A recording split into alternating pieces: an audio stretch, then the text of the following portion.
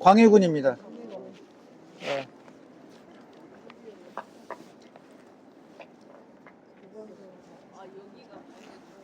교재는 어디를 펴시냐면 260쪽을 펴주세요. 같이 봐요, 없는 분들은.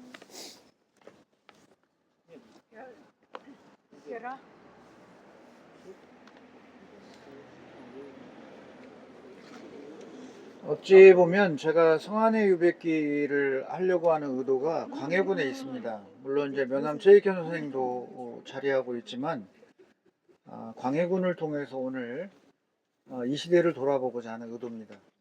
그러니까 의미부여로 치면 어제 선운정사에서 마무리가 됐고요. 태평양 전쟁의 마지막을 다 이어서 선운정사에서 다 모였거든요. 돌아온 유구도 있고.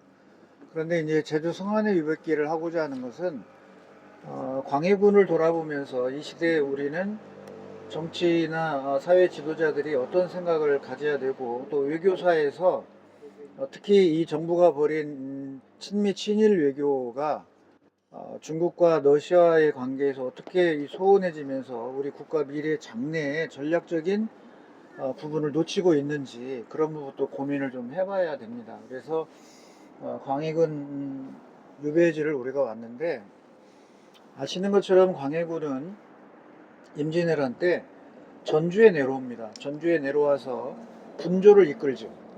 분조라고 하는 것은 전시에 왕이 잘못해서 죽었을 경우 바로 그 뒤를 이어서 수습해 나가야 되잖아요. 그러니까 전시에는 분조를 운영을 합니다.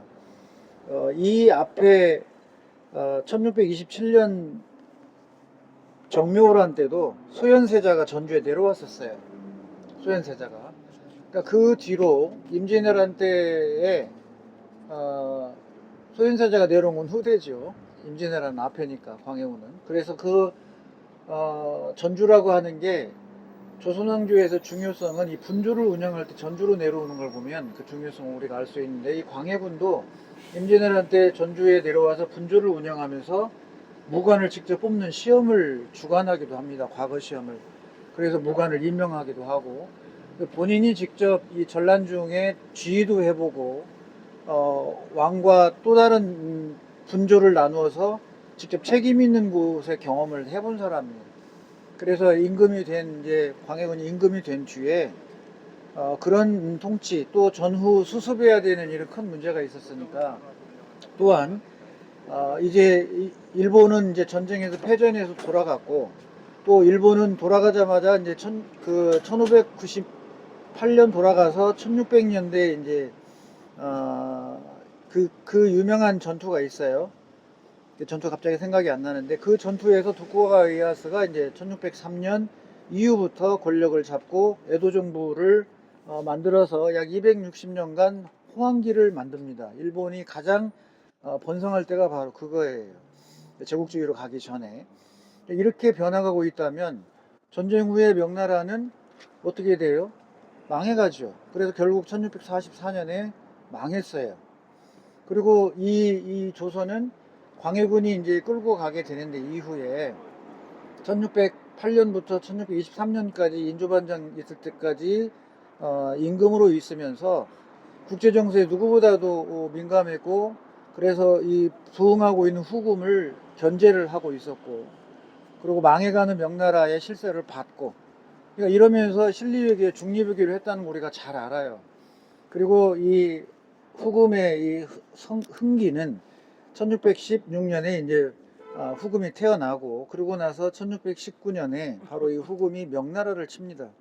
그래서 요양, 심양 이 일대를 쳐서 들어오는데 이때 명나라는 조선에 원군을 요청하죠. 임진왜란 때 우리가 파병을 했으니 너희들도 보내라. 그래서 강옥립을 포함한 1만 3천의 병력을 바로 1619년 이 3월 초에 사로우 전투에 파병을 했는데 8천 명이 몰살당해 죽었어요. 후금 군대. 5천 명이 투항을 했지 강옥립이랑. 그 투항한 세력들이 훗날 1619년 이후에 8년 지난 정묘호란 때 강화도로 내려올 때 강옥립이 선두에서 와요. 그리고 이 강화도로 피시 놓은 인조를 만나서 하잔대로 해야 된다, 화약을 맺어야 된다고 얘기를 한 거예요. 이 정도로 당시 이 광해군은 위에 이 변화를 잘 보고 있었어요. 그래서 중립 외교를 갖고 또 명나라에서 파병하라고 할 때도 견뎠어요. 안 보내서 잘. 가면 우리가 죽을 줄 아니까. 그래서 이래저래 버티고 있는데 이 서인 세력들이 기어이 보내야 된다고 하는 거였죠. 그래서 파병한 게 1619년에 이 사루 전투에 13,000의 병력을 파병한 거고, 훗날 홍타이지가 조선을 두 번 칠 때 그 이유 중에 하나가 너희들이 지난 때가 몇 년인데 1619년을 말합니다. 그때 이 파병에서 우리하고 싸우자고 한 거 아니냐. 그러면서 이제 병자호란 전투, 남한산성 전투 때도 그 근거를 대서 편지를 보내기도 합니다.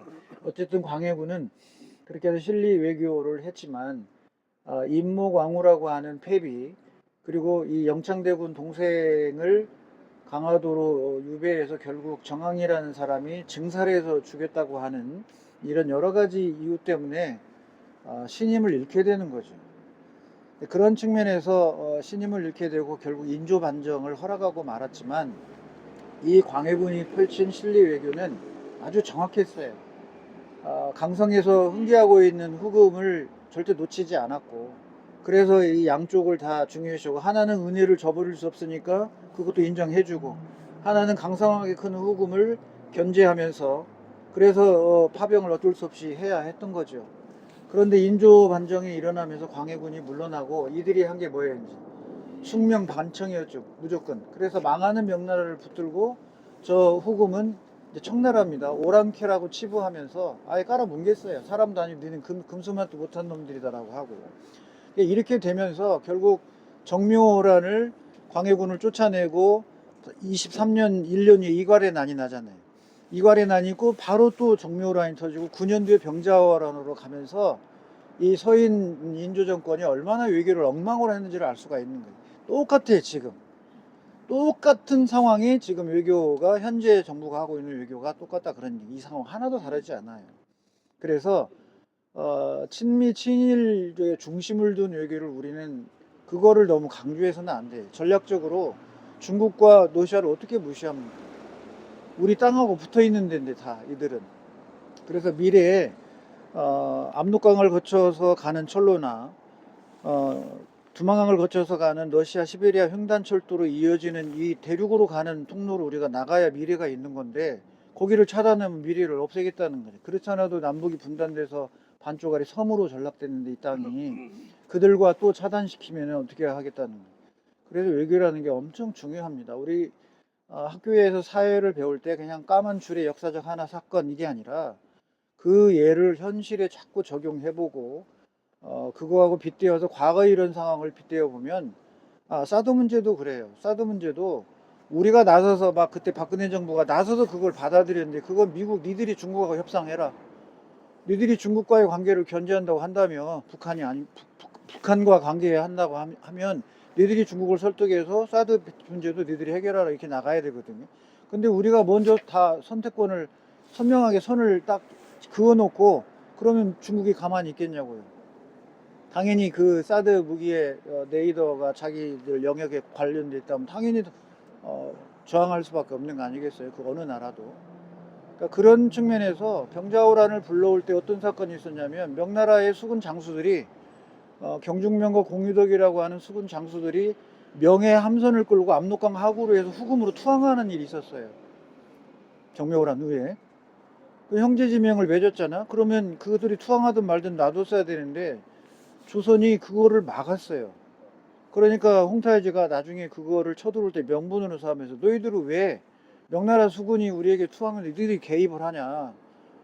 정묘화약 때 서로 안 하기로 했으면 건들지 말아야지. 그게 빌미가 된 거예요. 그거하고 똑같죠. 그런 게 이 현대전도 똑같다, 그런 얘기입니다. 철산 앞바다에 모문융이라고 하는 이 명장수가 주둔하고 온갖 폐악질을 하거든요. 그래서 그게 아킬레스건이 돼서 결국 전쟁으로 또 갑니다. 여러 요인이 있었지만 어쨌든 우리가 광해군 유배지에 와서 여기 전직 교원, 현직 교원들 계시지만 외교라는 게 얼마나 중요한지는 역사 속에 다 있어요. 이렇게 해서 광해군은 260쪽에 보면 1623년 인조반정이 일어나자마자 이제 폐위됐잖아요. 폐위돼서 어디로 가냐면 강화성으로 갑니다. 그래서 이 가까운 강화도는 왕족의 유배지예요.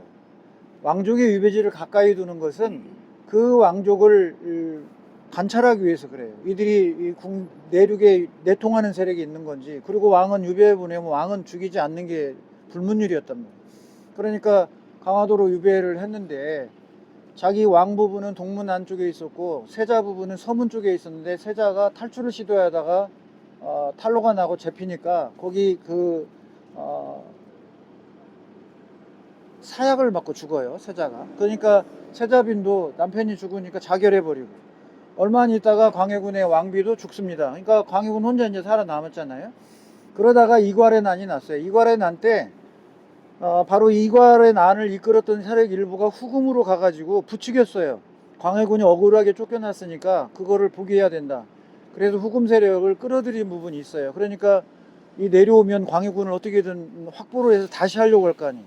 그러니까 광해군을 어디로 이배시켰냐면 태안 땅으로 이배를 했어요. 유배가 아니고 옮긴다 그런 얘기입니다. 그러다가 이괄에 진압이 되고 나니까 다시 강화도 동문안으로 왔어요. 그런데 이번에는 뭐가 일어나요? 정묘호란이 일어났잖아요. 27년에. 그러니까 급히 다시 어디로 가냐면 강화도로 또 유배를 보내요. 교동도로. 그래서 이런 유배 역사를 아주 파란만장하게 겪는 사람이 광해군이에요. 정묘호란이 끝나고 나면 어디로 왔어요? 지금의 망향돈대가 있는 곳이 당시 정포인데 이 망향돈대 쪽에 또 이배를 시킵니다. 그래서 1627년 이 정묘호란이 끝난 뒤에 여기에 있다가 병자호란이 생기잖아요. 병자호란이 생겨 다시 교동도로 또 보내요.